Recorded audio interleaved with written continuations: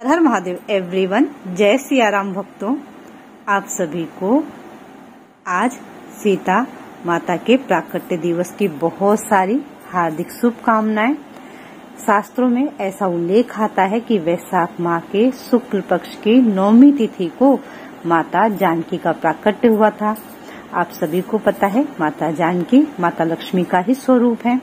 जब प्रभु श्री हरि प्रभु राम जी का रूप लेकर के आए तो माता लक्ष्मी उनके साथ माता जानकी के स्वरूप में प्रकट हुई प्रभु की सेवा के लिए। और आपको ये भी ज्ञान होगा कि जहाँ माता लक्ष्मी वहीं जाती हैं जहाँ प्रभु होते हैं।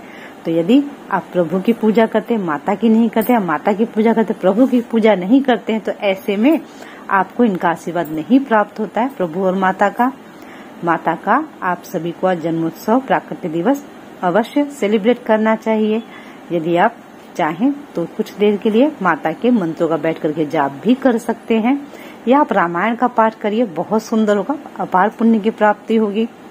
या फिर आप आसपास किसी मंदिर में जा करके वहां पर माता जानकी प्रभु के दर्शन अवश्य करें। अगर ये भी नहीं कर सकते तो कम से कम आपको गौ माता को अवश्य उनकी सेवा करनी चाहिए, क्योंकि गौ माता के अंदर अपनी लक्ष्मी माता का ही वास माना गया है। तो ऐसे में गौ माता की सेवा भी करनी चाहिए आपको। आप सभी को आज जानकी जी माता के प्राकट्य दिवस पर सूर्योदय के समय जाग करके स्नान करके बहुत सारी विवाहित महिलाएं आज के दिन व्रत धारण करती हैं, ताकि उनके पति की लंबी आयु हो सके और घर में सुख समृद्धि बनी रहे। यदि आप चाहें तो माता जानकी के जन्म उत्सव के उपलक्ष्य में व्रत धारण कर सकते हैं। तो आज माता जानकी के प्राकट्य दिवस पे क्यों ना हम पौराणिक कथाएं सुने, जिसमें माता के जन्म से रिलेटेड कुछ कथाएं हैं। सबसे पहली कथा मैं आपके साथ शेयर करती हूँ।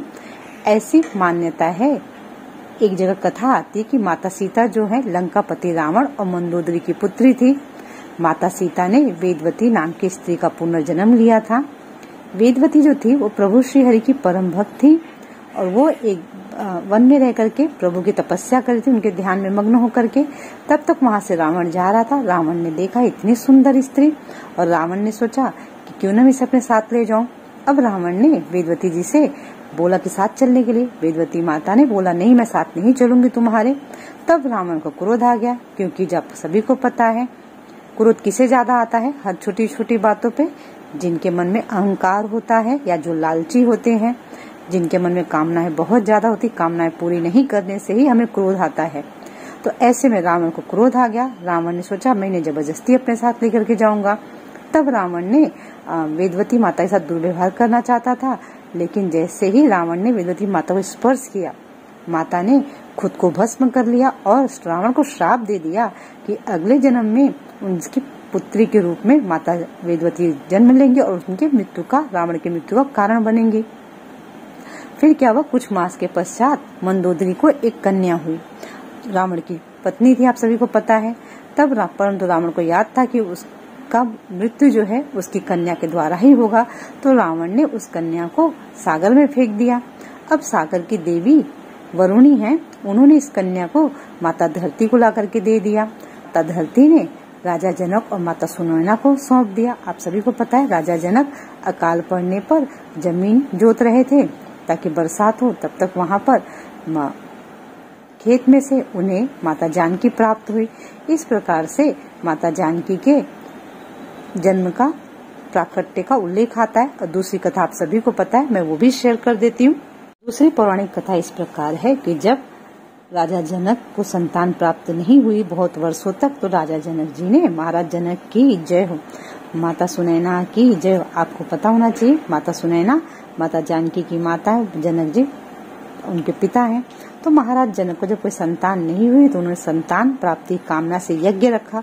यज्ञ की भूमि को तैयार करने के लिए वे हल से भूमि को जोत रहे थे। उसी समय पृथ्वी से बालिका उनका हल जो था बीच में अटक गया, और जब उन्होंने वहां पे देखा तो वहां पे एक बालिका थी।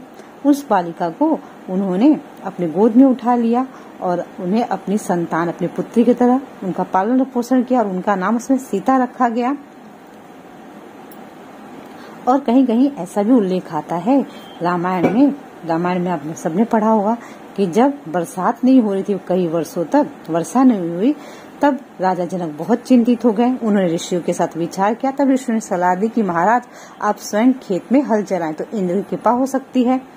ऐसी मान्यता है कि बिहार के सीतामढ़ी में एक पौराणिक गांव है जिसका नाम था पौनरा। पौनरा गांव में राजा जनक हल चला रहे थे। उसी समय एक धातु हल से टकरा गई और जब खुदाई करने का राजा जनक जी ने आदेश दिया तो अंदर से माता सीता उन्हें प्राप्त हुई। एक बात और फ्रेंड्स, कहीं कहीं पर ऐसा उल्लेख आता है ना कि माता जानकी का जो जन्म था वो फागुन माह के कृष्ण पक्ष की अष्टमी तिथि को हुआ था। रामायण के अनुसार माता का अवतरण जो है वैशाख माह में हुआ था, परंतु निर्णय सिंधु में और कल्पत्रु ग्रंथानुसार माता का प्राकट्य फागुन माह के कृष्ण पक्ष की अष्टमी के दिन हुआ था। अतः इन दोनों तिथियों के दिन आप चाहें तो फागुन माह में भी सेलिब्रेट कर सकते हैं या फिर जैसे वैशाख माह में भी आप माता जन्म उत्सव सेलिब्रेट कर सकते हैं, तो कोई भी गलत नहीं है।